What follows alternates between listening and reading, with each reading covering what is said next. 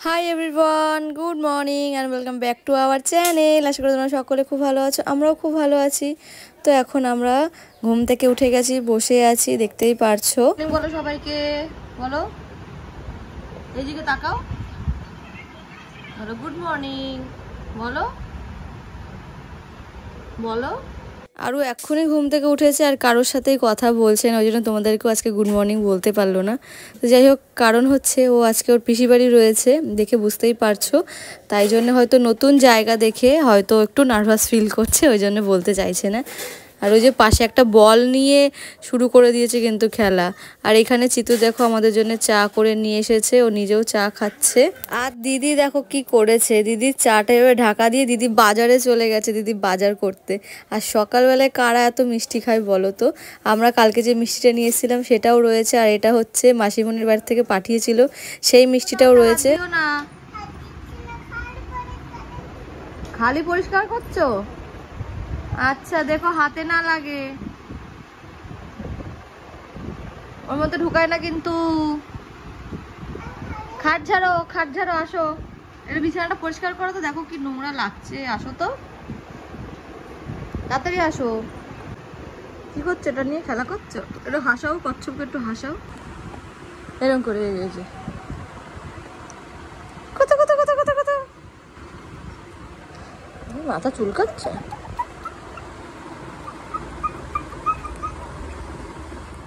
তারপর আর কিছুই শ্যুট করতে পারিনি, একদম ডাইরেক্ট খাওয়া দাওয়ায় চলে এসেছি আমরা। দিদি আজকে রান্না করেছিল হাঁসের মাংস, সেটা দিয়ে এখন আমরা খাবো। আর সাথে ছিল এইখানে শাপলা দিয়ে চিংড়ি মাছ দিয়ে একটা রেসিপি, সেটা কিন্তু খেতে জাস্ট দারুণ হয়েছিল, সাথে ডাল ছিল।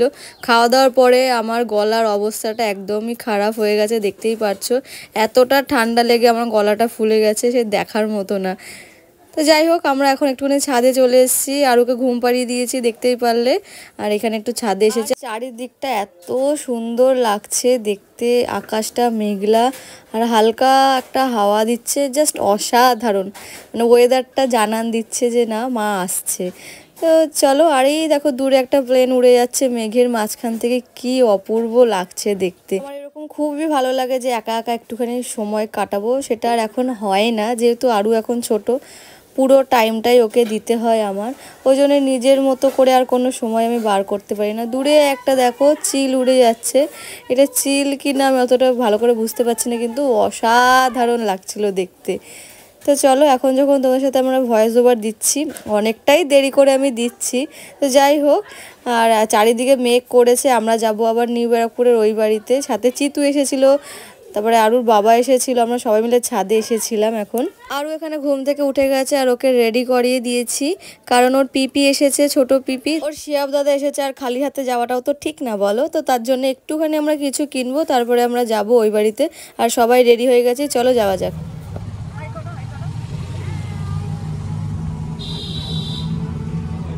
এই দেখো, আমরা কিন্তু এখানে কথা বলতে বলতে পৌঁছে গেছি বিশালে। আর এখানে দেখছিলাম এই যে প্যান্টসের যে গেঞ্জিগুলো রয়েছে সেগুলোই দেখছিলাম। তো প্রথমেই ঢুকে আমার এই কালারটা খুবই পছন্দ হয়েছিল, ও যেহেতু খুব ফর্সা, তো ওকে পরলে খুব ভালো লাগে। চিতুর মামার পছন্দ হয়েছিল এই সাদা কালারের ড্রেসটা, তো ওটা আমরা নিয়েও নিয়েছিলাম। তো যাই হোক, এবার একটুখানি ঘুরে দেখছি যে আরও কিছু কি নেওয়া যায় কি না। তো তারপরে দেখতে দেখতে দেখলাম কি একটা ড্রাগন আমাদের খুব পছন্দ হয়েছিল। ড্রাগনটার ভেতরে জল দেওয়ার সিস্টেম রয়েছে, আর মুখ থেকে ধোঁয়া বেরোবে, তো ওইটাই আমরা দেখেছিলাম, তো ওইটা আমরা নেব। তার আগে ভাবলাম যে না, ড্রেসটা চেঞ্জ করা উচিত, আমার এটা অতটাও ভালো লাগছিল না। তো তারপরে আবার ওর মামা খুঁজতে গেছে ওইদিকে কোনো ড্রেস আছে নাকি যেটা নেওয়া যায় আমাদের। তো অনেক কটা দেখতে দেখতে আমাদের মানে যত দেখবো ততই পছন্দ হবে, কিন্তু ফাইনালি মনে হলো সবার যে না, এই ড্রেসটাই নিলে বেশি ভালো লাগবে, আমারটাই বেস্ট হয়েছে। তো এটাই নেওয়া হচ্ছে এখন, আর সাইজটা একটু দেখে নেওয়া হচ্ছে। তো চলো, এখন আমরা এই জামাটাই সিলেক্ট করছি, তোমরা কিন্তু জানিও কেমন হয়েছে জামাটা। আমার মেয়ে চিতুর কোল থেকে নামছে না, আর ওই জামাটাও কিন্তু হাতে করেই নিয়ে ঘুরছিল, আবার এই জামাটাও নিয়েও এখন ঘুরবে, মানে ও ছাড়ছেই না মোট কথা দাদাদের জামা। তারপর এখানে দেখছিলাম ডোগোর জন্য, তো ডোগোর জন্য অনেক কটাই জামা দেখলাম, কিন্তু ওর সাইজ অনুযায়ী না কোনো জামাই পাচ্ছিলাম না। তো ওর কাকা বললো যে না থাক, ডোগোর জন্য এখন নিতে হবে না, এখন শিয়াবের জন্য নিয়ে যাই।